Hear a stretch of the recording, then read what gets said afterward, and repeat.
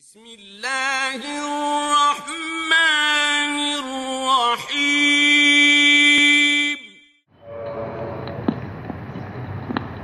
السلام علیکم ورحمۃ اللہ وبرکاتہ۔ بسم اللہ الرحمن الرحیم۔ عن انس رضی اللہ تعالی عنہ قال قال رسول اللہ صلی اللہ علیہ وسلم ثلاث منجیات خشیۃ اللہ تعالی فی السر والعلانیہ والعدل فی الرضا والغضب والقسط فی الفخر والغنى، اخرجہ البزار۔ محترم حضرات،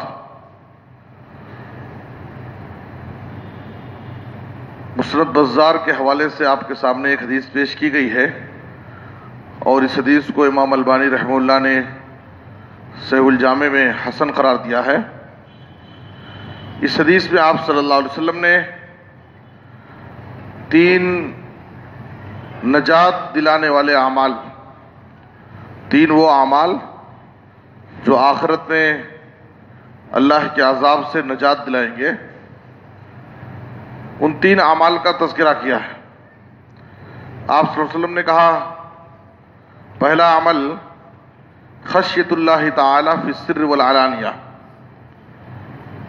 خلوت و جلوت میں، چاہے آدمی تنہائی میں ہو، اکیلے میں ہو، چاہے لوگوں کے درمیان ہو، بھیڑ بھاڑ میں ہو، ہر جگہ، گھر میں ہو، باہر ہو، ہر جگہ اللہ رب العالمین سے ڈرتا رہے۔ فی السر والعلانیہ، تنہائی میں ہو تو بھی اللہ سے ڈرے، اور اجتماعی جگہ ہو، لوگوں کے درمیان ہو، وہاں بھی اللہ سے ڈرے۔ اور دوسری چیز آپ نے کہا والعدل فی الرضا والغضب، چاہے آدمی خوشی میں ہو یا ناراضگی میں، ہر حال میں انصاف کرے، انصاف کو لازم پکڑے۔ اس لیے کہ انصاف کی تعلیم ہر جگہ دی گئی ہے، یہاں تک کہ اپنے قریبی رشتہ داروں کے خلاف بھی آدمی کو فیصلہ کرنا پڑے تو وہاں بھی انصاف کرے۔ یہاں تک کہ اللہ نے کہا کہ وَلَا يَجْرِمَنَّكُمْ شَنَآنُ قَوْمٍ عَلَىٰ أَلَّا تَعْدِلُوا اعْدِلُوا هُوَ أَقْرَبُ لِلتَّقْوَىٰ، کسی دشمن قوم کی دشمنی بھی تمہیں انصاف سے نہ روکے۔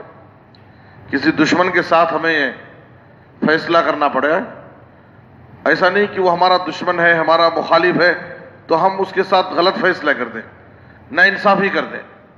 دشمن کے ساتھ بھی انصاف کرنے کی تعلیم دی گئی ہے۔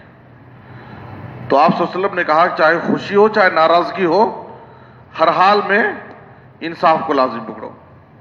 اور تیسری چیز آپ نے کہا والقسط فی الفقر والغنى، فقر و محتاجگی میں بھی، غریبی میں بھی، اور مالداری اور خوشحالی میں بھی میانہ روی اختیار کرو، درمیانی راہ اختیار کرو۔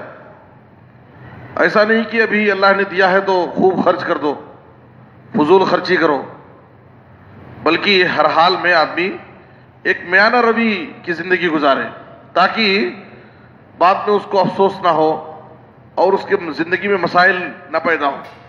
اور عباد الرحمن کی صفت یہی قرآن میں اللہ نے بیان کی ہے، والذین اذا انفقوا لم یسرفوا ولم یقتروا وَكَانَ بَيْنَ ذَلِكَ قَوَامًا۔ رحمان کے خاص سچے بندے وہ ہیں جب وہ خرچ کرتے ہیں تو نہ اسراف اور فضول خرچی کرتے ہیں اور نہ تنگی کرتے ہیں، بخیلی بھی نہیں کرتے، بلکہ درمیانی راہ اختیار کرتے ہیں۔ تو نبی صلی اللہ علیہ وسلم نے کہا کہ غریبی ہے چاہے مالداری ہے، ہر حال میں آدمی میانہ روی اختیار کرے تو اس کی زندگی خوشگوار رہے گی، اور کبھی بھی اس کو پچھتانا نہیں پڑے گا، ہر حال میں وہ سکون کی زندگی گزارے گا۔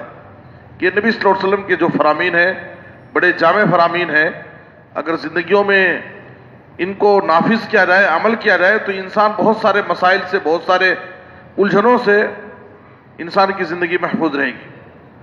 تو آپ صلی اللہ علیہ وسلم نے پہلی چیز جو کہا خشیۃ اللہ تعالی فی السر والعلانیہ، ہر حال میں آدمی کہیں بھی رہے، تنہائی میں ہو، اجتماعی جگہ ہو، ہر حال میں اللہ سے ڈرتا رہے۔ اس لیے کہ یہی اصل ڈر خوف ہے.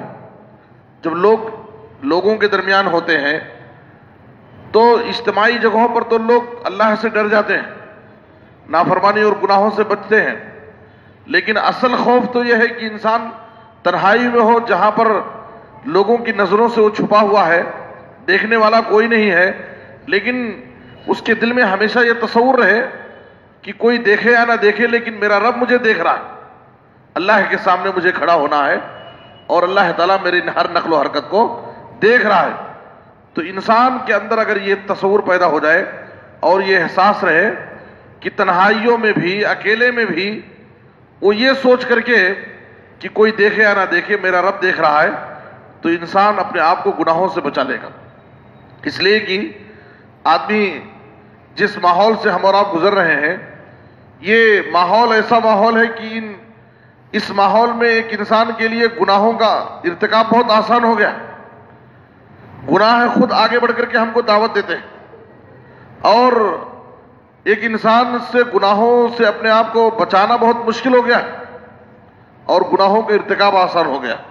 تو ایسی صورت میں تنہائیوں میں خاص طور پر وہی انسان گناہوں سے اپنے آپ کو بچا سکتا ہے جس کے دل میں اللہ رب العالمین کا حقیقی خوف ہو, ڈر ہو, جو یہ سوچے کہ کوئی دیکھے یا نہ دیکھے لیکن اللہ رب العالمین ضرور دیکھ رہا ہے.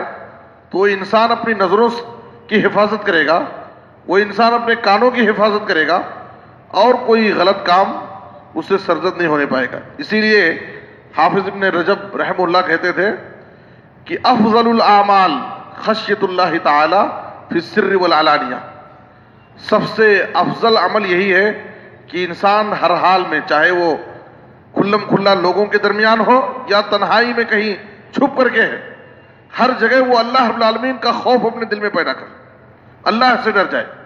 اس کی زندگی بدل جائے گی اور اس کی زندگی گناہوں سے محفوظ ہو جائے گی, اور اس کی زندگی میں, اس کے اعمال میں اخلاص پیدا ہو جائے گا. تو اس لیے حافظ ابن رجب نے کہا کہ اعمال میں سب سے افضل عمل یہی ہے کہ انسان ہر حال میں کہیں بھی رہے وہ اللہ رب العالمین سے ڈرے. اور معاذ بن جبل رضی اللہ عنہ کو نبی صلی اللہ علیہ وسلم نے یہی نصیحت کی تھی, اتق اللہ حیث ما کنت, جہاں کہیں بھی رہو اللہ سے ڈرو.